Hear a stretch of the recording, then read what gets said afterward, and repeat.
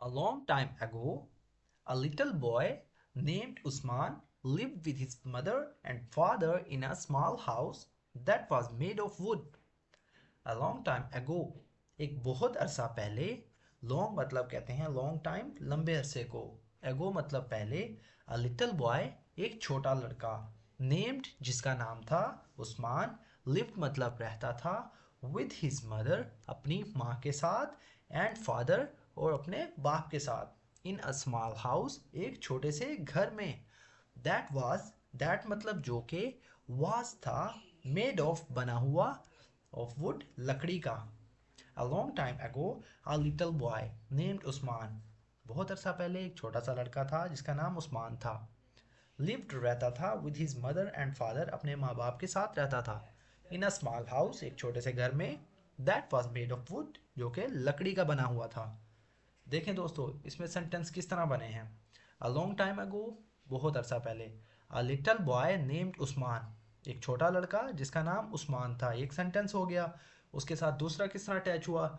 Lived with his mother and father रहता था अपनी माँ के साथ और अपने बाप के साथ.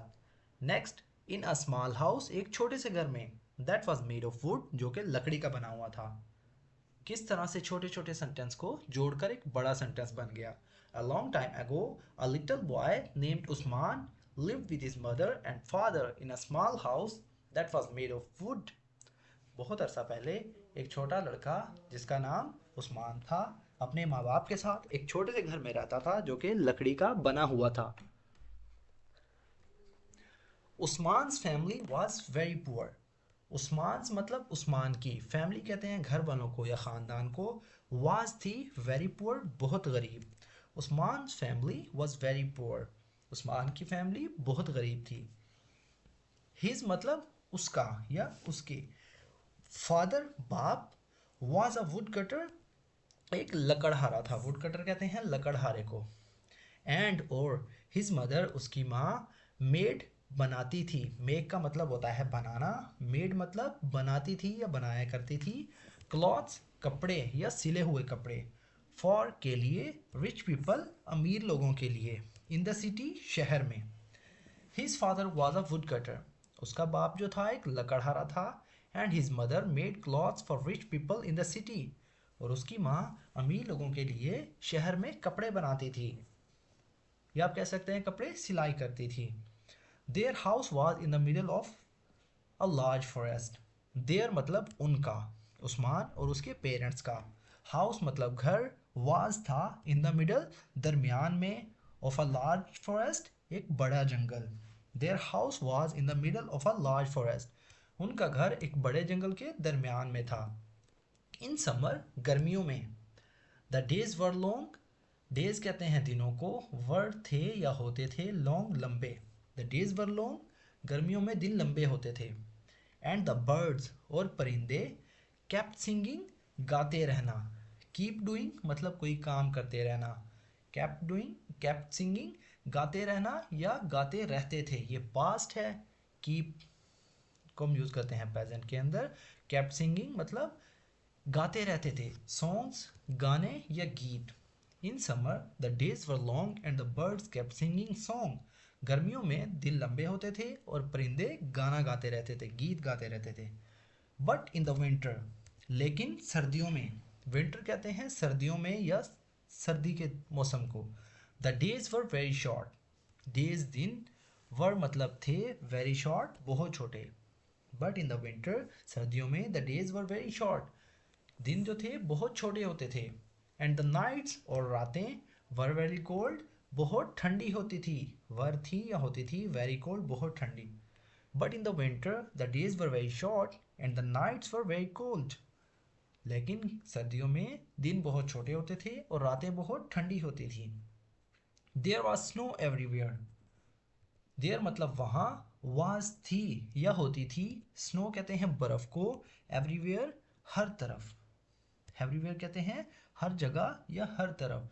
देयर वॉज स्नो एवरीवेयर हर जगह बहुत बर्फ होती थी या बर्फ ही बर्फ होती थी. The forest became quiet since the bird flew to warmer countries for winter. The forest jungle.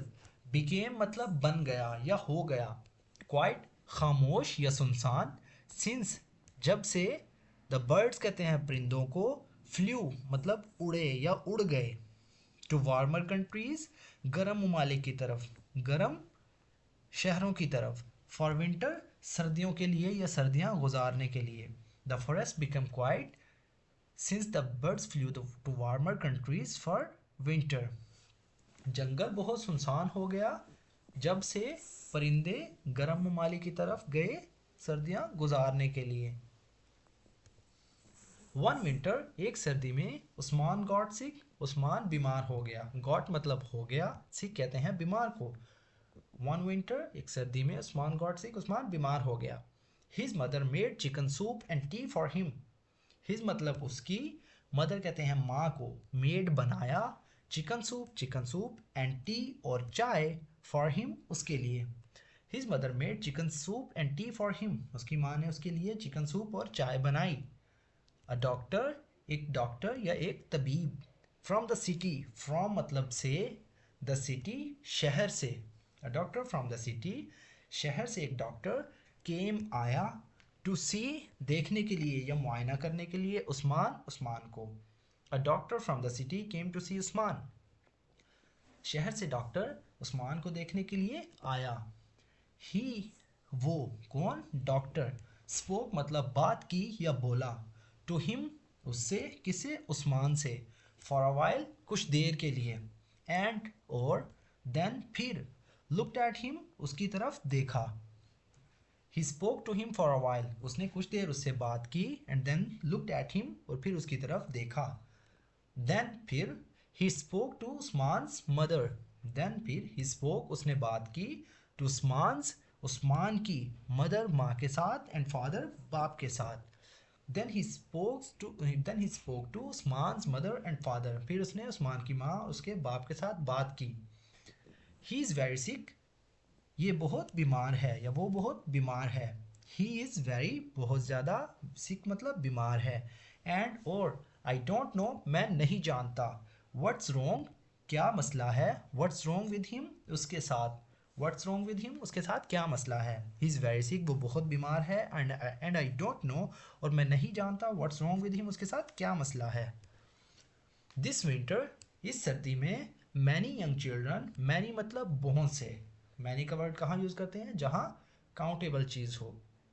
Many बहुत से, यंग चिल्ड्रन छोटे बच्चे, ऑल ओवर द कंट्री पूरे मुल्क भर में या पूरे मुल्क से, ऑल ओवर द कंट्री पूरे मुल्क से या पूरे मुल्क में, आर गेटिंग हो रहे हैं, सिक बीमार, गेटिंग मतलब हो रहे हैं, सिक बीमार, एंड नो बडी और कोई नहीं जानता, नोज वाई कोई नहीं, नोज मतलब जानता, वाई क्यों।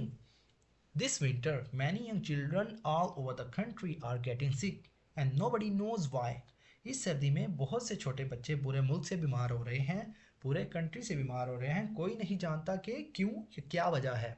आई एम सॉरी मुझे माफ़ करें, बट लेकिन, देयर इज़ नथिंग कुछ नहीं, दैट आई कैन डू जो मैं कर सकता हूँ, but there is nothing I can do मैं कुछ नहीं कर सकता, टू हेल्प मदद के लिए। आई एम सॉरी मुझे माफ़ करना, but there is nothing that I can do to help पर मैं मदद के लिए कुछ नहीं कर सकता। Give him lots of healthy things to eat, give him उसे दें या उसे दो, लॉट्स ऑफ बहुत ज़्यादा या बहुत सी, हेल्दी थिंग्स मतलब सेहतमंद चीज़ें, टू ईट खाने के लिए, एंड मेक श्योर और यकीनी बनाएं, दैट के ही गेट्स उसे मिले या वो करे, लॉट्स ऑफ स्लीप ज़्यादा से ज़्यादा आराम या ज़्यादा से ज़्यादा सोए। Give him lots of healthy things to eat उसे ज़्यादा से ज़्यादा सेहतमंद चीज़ें खाने को दें, and make sure that he gets lot of sleep और ये यकीनी बनाएं कि वो ज़्यादा से ज़्यादा नींद करे या उसे ज़्यादा से ज़्यादा सुकून मिले। तो दोस्तों, अगर आप भी चाहते हैं इस तरह की मज़ीद वीडियोस की मदद से अपनी स्पोकन इंग्लिश को, अपनी वोकेबलरी को, अपनी रीडिंग प्रैक्टिस को इम्प्रूव करना, तो हमारे इस चैनल को भी सब्सक्राइब कर लें और साथ में लगे बेल आइकन को ज़रूर प्रेस कर लें, ताकि हमारी आने वाली इस तरह की न्यू वीडियो का नोटिफिकेशन सबसे पहले आप तक पहुँच सके। दोस्तों, ये वीडियो का पार्ट नंबर 1 है। नेक्स्ट वीडियो में मैं इसका पार्ट नंबर 2 शेयर करूँगा, जिससे हमारी ये स्टोरी कंप्लीट हो जाएगी।